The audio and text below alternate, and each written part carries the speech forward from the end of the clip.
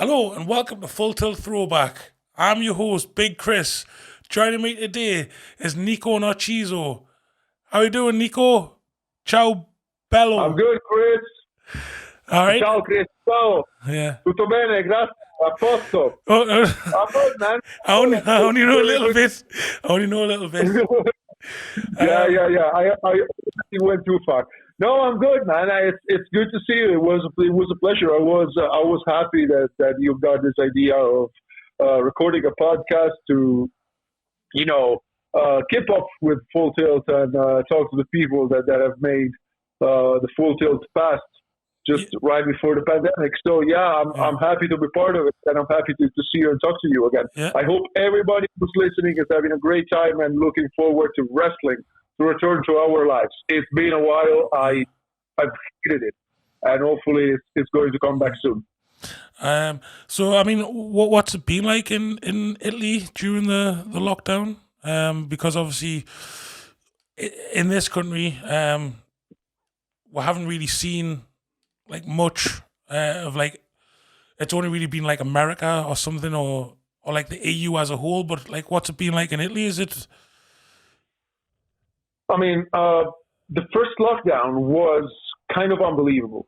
Like I wouldn't have guessed that something like that could actually happen. Mm-hmm, The first 2 months, I mean, between March and the beginning of May of 2000 of last year of 2020, they were really, really harsh on shutting everything down. The news was all full blown with police controlling shops that were closed, people that were going around with no reason. The fines were super high. I just spoke like I think it was during the pandemic. Yeah, it was. I mean, it was during the first wave. It was during the lockdown with people from the UK, Italian people living in the UK, and they would go, man, like here the fine is like £60 mm-hmm, or something like that. People go around. There are like abusive pubs and restaurants keeping it open. mm-hmm, It was completely different in Italy. People were scared. There was actually like a dynamic of blame also towards the people who were going out, even runners. There was like this thing going on with the runners, with people that would go jogging, and like they were blaming them for infecting the others, for spreading the infection. It yeah, was like it was insane. yeah, And from then on, I mean, after summer, there were still restrictions and mm-hmm, shops were closed for a while as well. But the pressure on the people to remain at their houses, to avoid contact with the others, was never as high. The mm-hmm, March, April, and the beginning of May 2020 were the really harsh time. They were really tough on shutting everything down, and this was exactly what we lived. I know that it was not the case in England. It mm-hmm, was completely different, and it was as well in the United States. I talked to people in the United States too that they would say, "You can go hike, you can go swim, you can mm-hmm. go for a run, you can go fucking ride a car around." It was nothing like the same in Italy, man. Yeah, Nothing. yeah, Yeah, it was a harsh experience, yeah, and hopefully it's never gonna come back. yeah. That's all I can say. We're getting through it, and it's nearly ended, and then let's talk about some good stuff. So, Yeah, um, yeah, let's do it. Yeah. we're going to talk a little bit of before we get into like your time in FTW. I want to just talk a little bit about how you actually got started in wrestling. So, well, actually, I want to go before that. I want to know like what was the first like wrestling that you ever seen. Okay, yeah, yeah. I always tell the story. It's not. There's nothing particular, but I remember I was like 4 years old, five probably at most. It was one of my very first memories of my life. Hmm. Uh, the channels were on. Sorry, TV was on, and it was like randomly zapping, I think, or my mom was, because I was so little. And she hops up on Eurosport at some point. And on Eurosport, there was this pro wrestling tag team match. I Hmm. have no idea who the wrestlers were. I have no idea who the promotion was. I just remember it was a tag team match, 2-on-2, because they were tagging and people were changing, and there was like tag team moves, etc. I just flipped. I Hmm. got struck. It was uh, it was really a moment that you could never forget, and I will never forget it Hmm. because yeah, it's part is the let's say that the first experience, the first visual experience of something that I love, that I've dedicated part of Mm-hmm. my life to.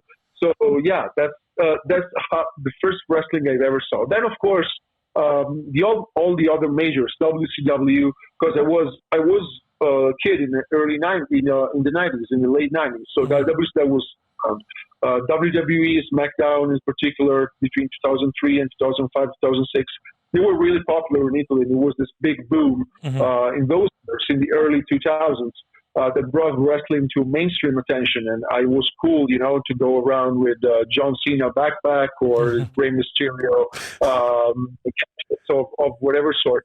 Yeah. Then, in 2007, after the Chris Benoit tragedy, let's say the public opinion in Italy decided that it was time to take wrestling away from mainstream TV, Mm-hmm. and that's exactly what happened. And but I kept following, I kept watching.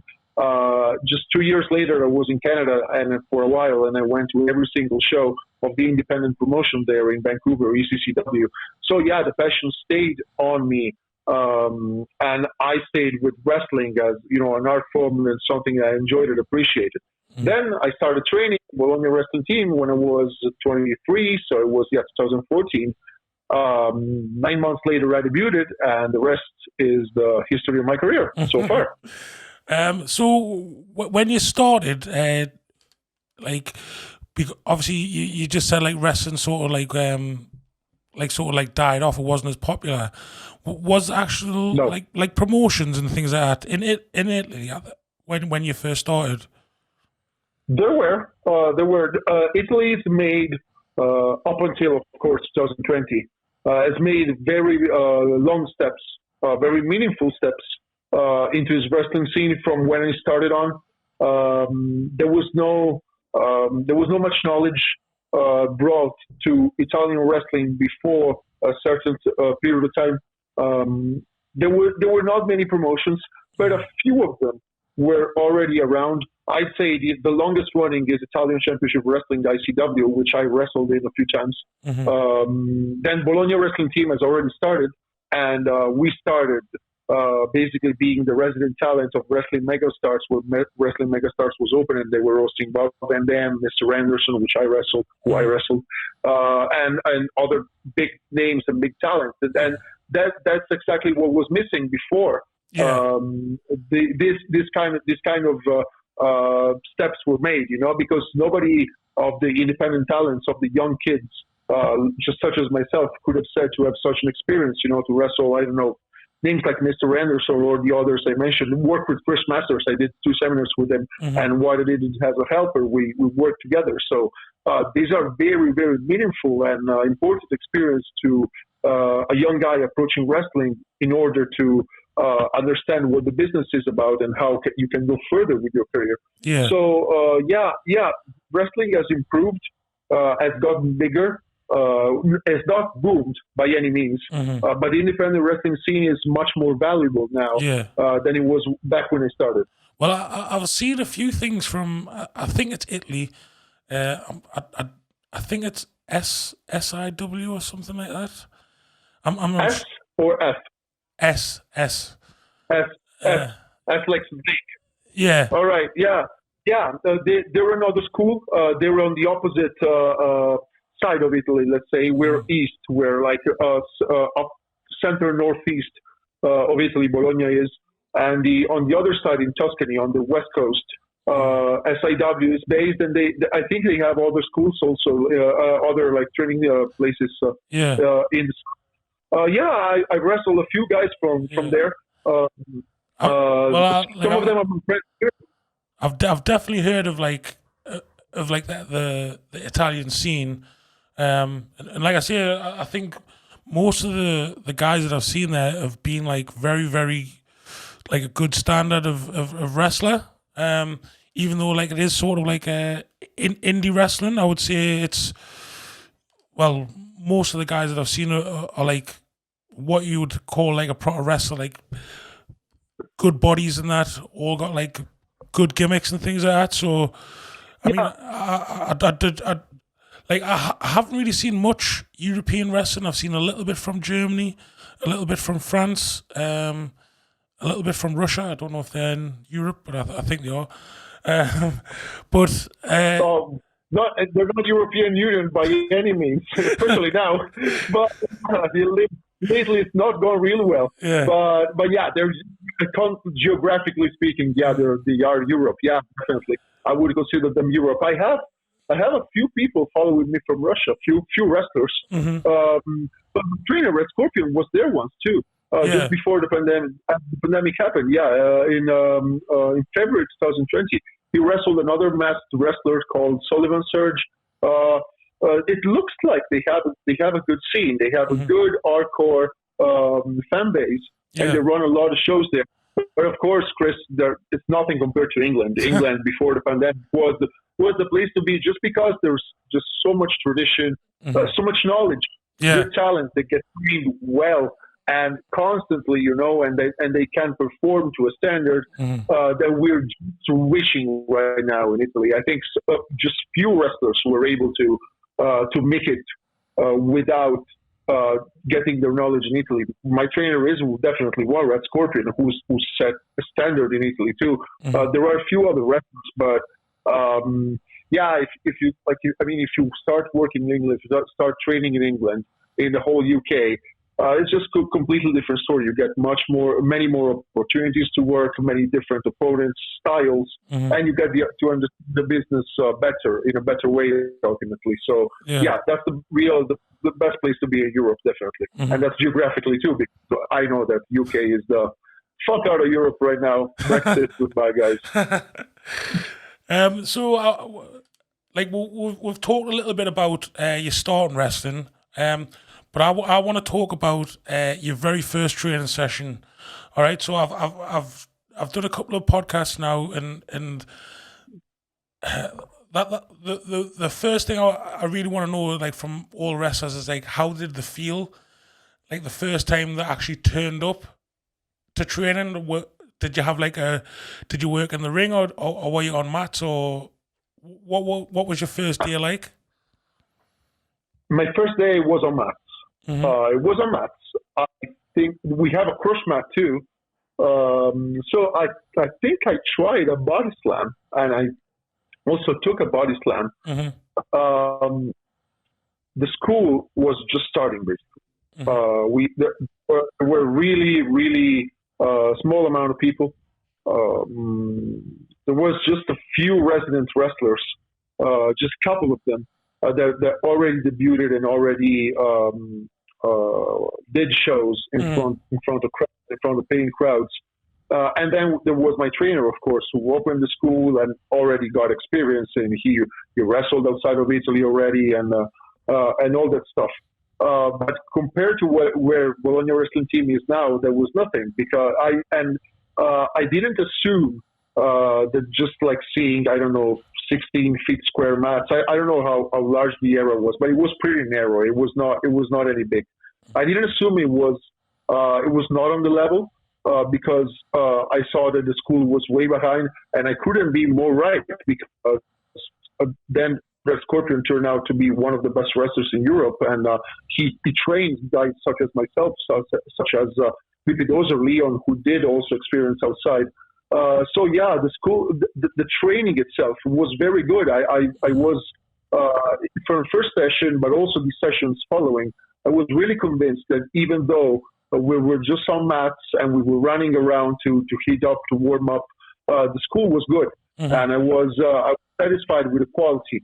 But in terms of actually what we were doing, we were really learning basics, sets, ups, bumps, rolls, just like starting working also in a small space, which helped me a lot, I think, also ring positioning, etc. And then as the years went on, Bologna Wrestling Team got bigger, we got better as wrestlers, we had the ring set up, and then we started training in the ring.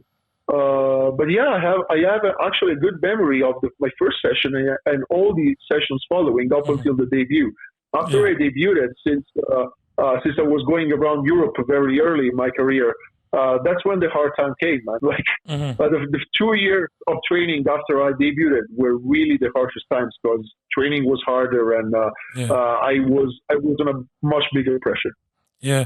So when you had your first match, like after it, because obviously when you have your first match, you're just buzzing to like finish the match and get back. How did you actually feel about it? Because like when I finish my matches, I'm very very critical of myself. Sometimes I'm like overcritical. So I mean, like, what did you feel? Did you feel like, yes, this is like I'm meant to be doing this. I'm meant to be a wrestler, or did you have any doubts in your mind or things like that?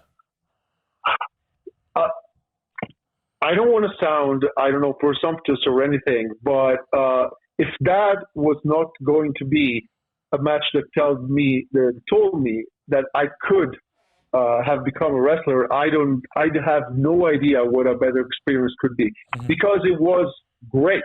I mean, the match is still online, by the way. My first match is still online on my YouTube channel. Mm-hmm. People can see it, and of course, I was way behind the level that I've been in the later years. I was not a wrestler by any means. I was woody. I was shaking before going into the ring, and Mm-hmm. all my performance was clearly of a debuting guy. I mean, and there was nothing to hide about it.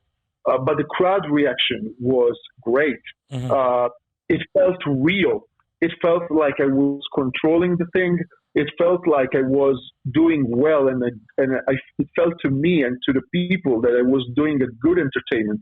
Mm-hmm. I got complimented by everybody, and also the particular thing was that I wrestled a guy that was outside of the wrestling school. Mm-hmm. So this guy, who was called Mambo Italiano, by the way, he just had a match in NXT last September. So he's went on to do very good for himself, by the way. He was wrestling in the Bologna wrestling team shows because he came from actually from near my hometown, and I just got to know him. I think a couple of months before. Then at the show where I was supposed to debut, just 2 days before, they tell me, "Hey, you're going to wrestle." He was called Andrew Whiston back then. You're going to wrestle Whiston. And I said, like, I've never trained with him. I've never practiced anything. I've never locked up with him. I don't know how he moves. I don't know how he does. Mm-hmm. Like, how am I going to be able to do it?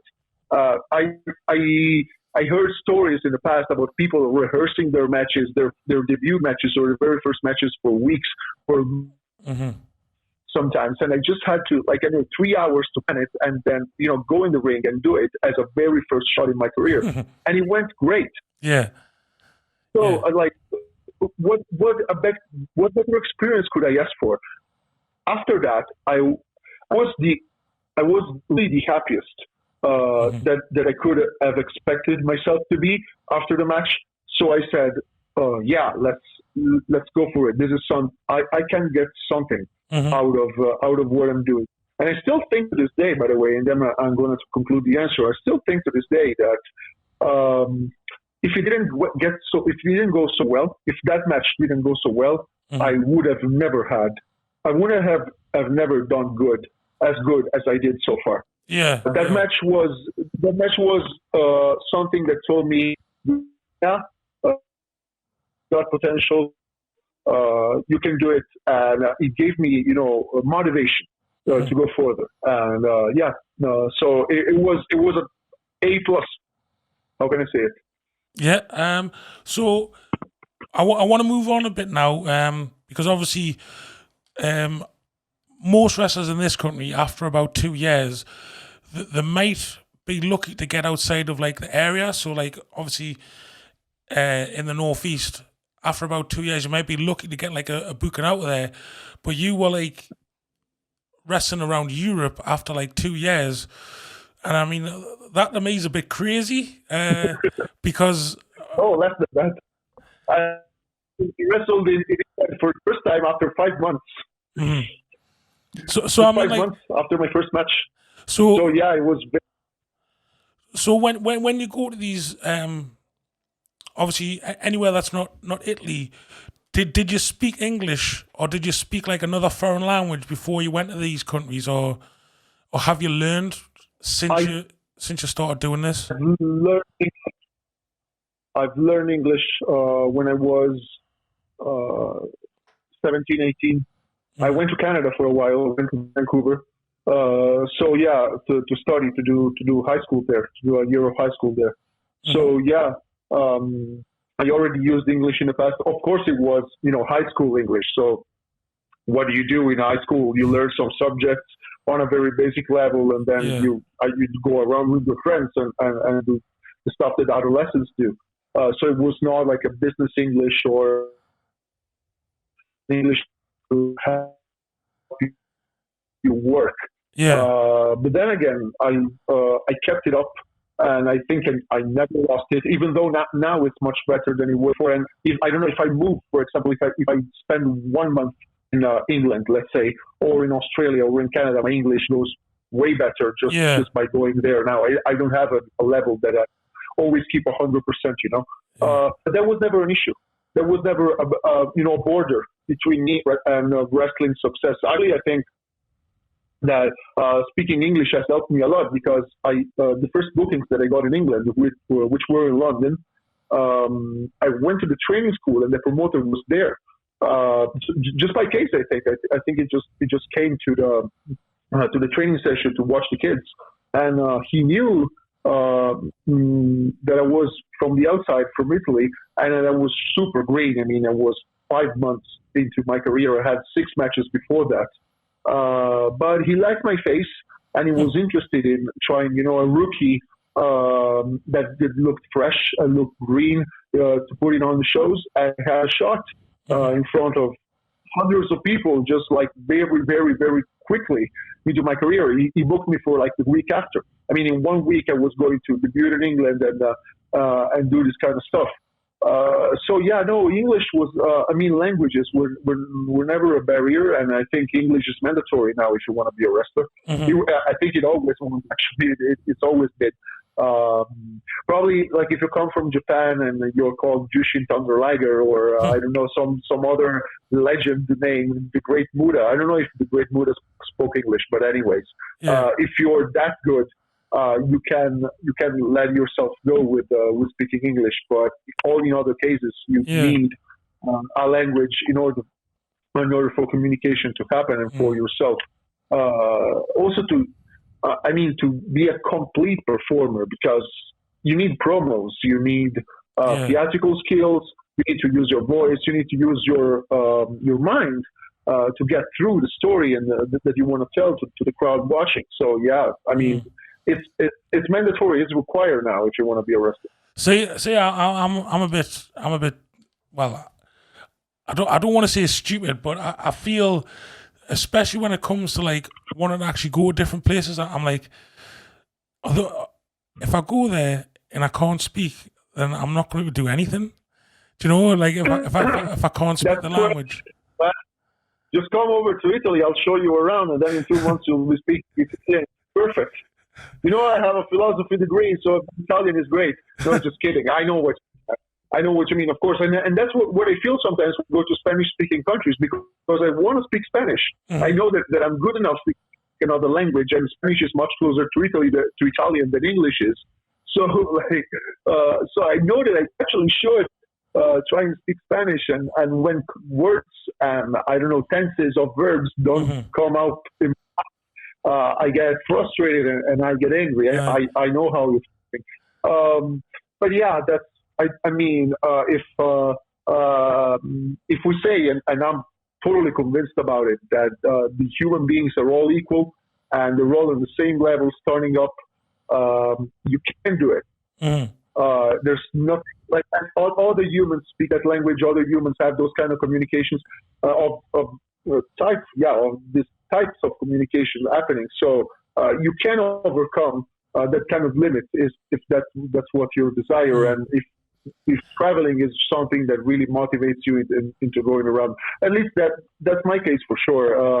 I've never said no. I went to Hong Kong just before 2020, just like at the end of 2019, and I never said to myself like I'm going to feel dizzy and lost around because of the language. I think it's not easy, but it's doable to overcome if you Yeah. really want it. Well, I've said this about you before. You've got balls because, like, for like how old you were to like just be going out traveling. Like for me, see, when I was like in my 20s, which was only like 2 years ago, but when I was in my 20s and that, I was playing hockey and I was traveling around just around Britain, and for me that was like an eye opening experience because I'd never ever seen, even though I lived in the country, I'd never ever seen any part of the country except maybe like a caravan park or somewhere. I hadn't actually seen the country in that. So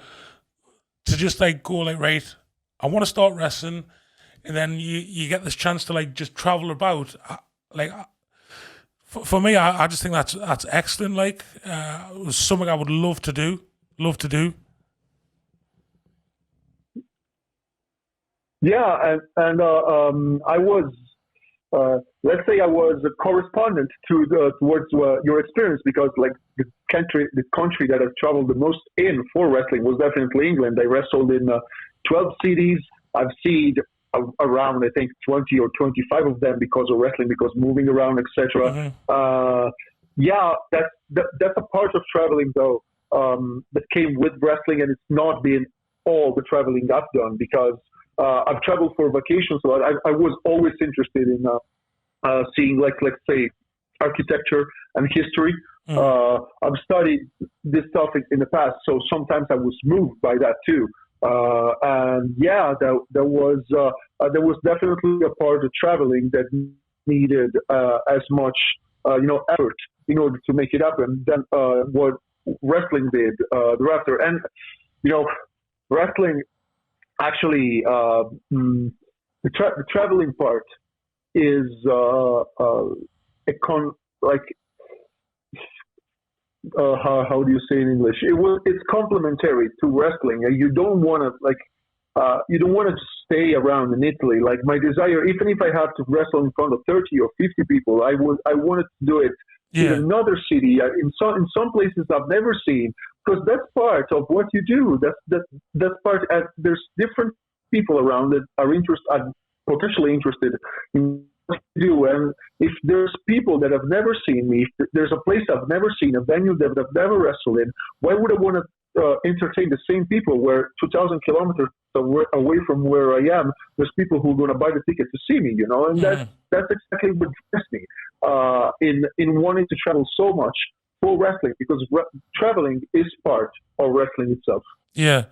So I want to move on now, and I want to talk about your time in FTW. So I think you've only done about 6 or 7 shows for us. Is that right?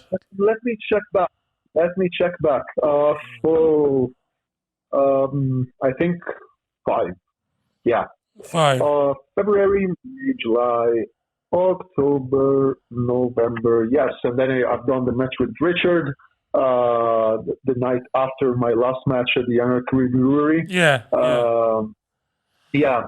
And then yes, I wrestled also at one of the before one other of your junior shows. Yeah. At the very beginning, in February 2019. Yeah. Mm-hmm. Yeah, I wrestled. So yeah, it was. I mean, in terms of matches, it's more than 5, but 5 FTW shows. Yeah. Yeah. 5. So I mean, out of the 5 matches, I would say, like, I enjoyed like all the matches. Like for me, like running the FTW shows, whenever we got someone new in, so either like someone from not from FTW, it's always like it's always an exciting prospect of like seeing someone different.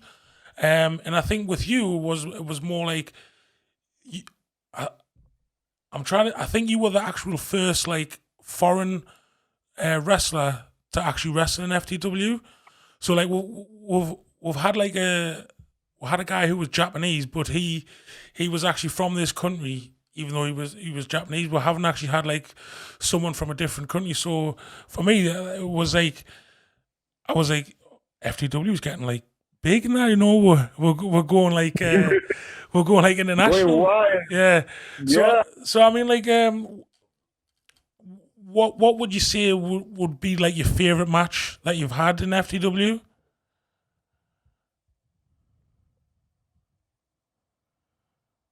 Let me think. Probably the second last. It was was it a gauntlet? Yeah, it was a gauntlet match. Yeah, Mm-hmm. it was a gauntlet match. Yeah, for a shot at the championship. Exactly. The second last. I remember that Elliot Jordan was in it too, Mm-hmm. and a great guy to work with. Absolutely, love the guy. Well, I've actually been working on a picture that I'll send you later, and it's actually a picture of you and him. So I've been working on that today. So I'll send you that later. Okay, interesting. It's from a match. I've never watched that match, by the way. I wish. Do you have it? Do you have it on file? I'm not very good with technology. That's not an answer to my question. But anyway, it's all right. I've smashed like 3 computers just doing this. There was, to answer your question, there was no match that I actually said, yeah, that was a stinker. Yeah, I didn't like it. There were better matches. The best one I already mentioned. I think there were matches that were probably a little bit lower quality, but there was no match that I actually got out of the ring and I said, no, I didn't like working this guy or I didn't like doing this.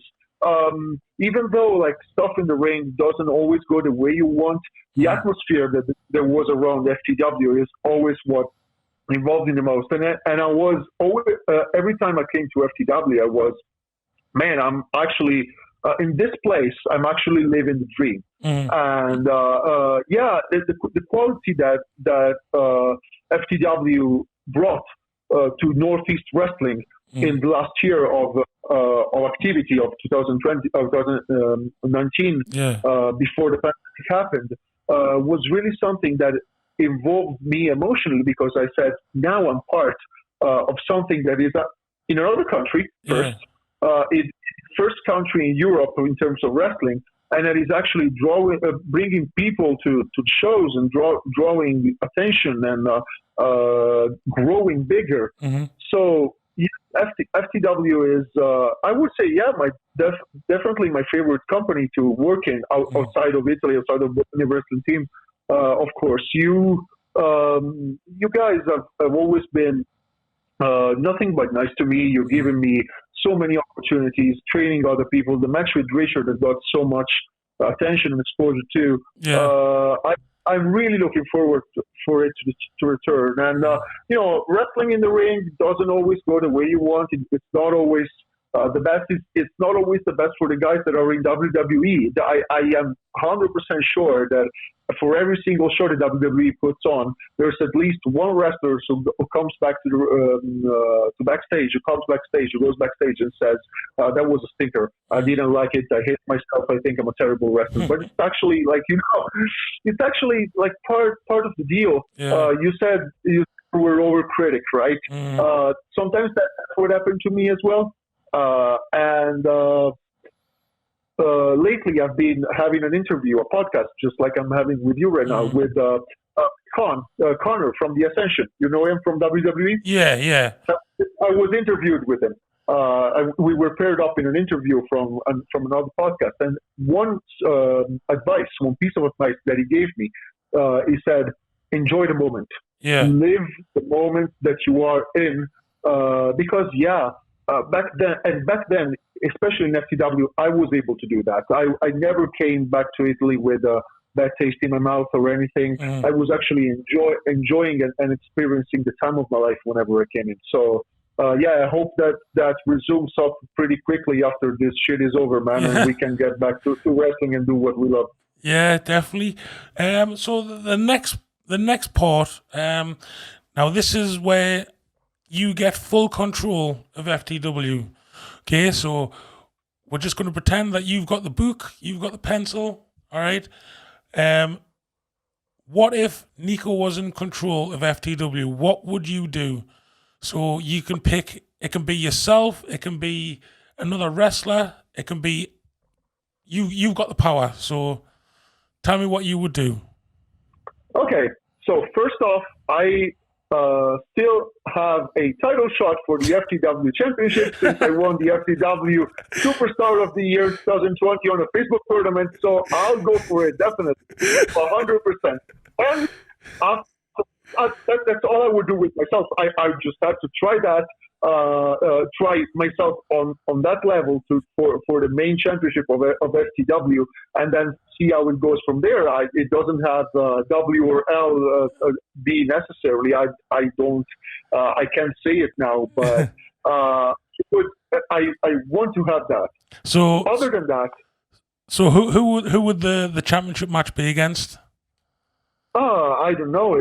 That's a very good question. If it has to be, you can pick anybody. It could even be John Cena if you want to do. It's not realistic. I wanted to make it realistic. One guy that I would really love to wrestle for the FTW Championship will be Chuck, which who I partnered with in February 2019, my first match in FTW, and I really enjoyed working with him. He has very good mind for wrestling. He's skilled in thinking what works for each crowd that you have in front of yourself. So yeah, I think having like a mainstream big cartel match against him for the FTW Championship would be great. And I think that I would try, other of course than that single match with myself and another wrestler who I chose Chuck for. So Nico, are you winning the match? Am I winning that match? Yeah, you've got the power, so come on. Of course I am. Of course I am. And then I'm bringing the FTW Championship all over Europe and defend it around continental Europe for you. Why not? We'll see. I done a podcast with my brother, and we got talking about this, and I said, I was like, whenever I meet people in wrestling, I goes, my measuring stick is I ask them what they would do if they had full control. And people that say they want to be the champion, I don't have nothing to do with them. That's very selfish. All right, well, Nico, it was nice speaking to you. Thanks a lot, and hope to see you soon. Take care.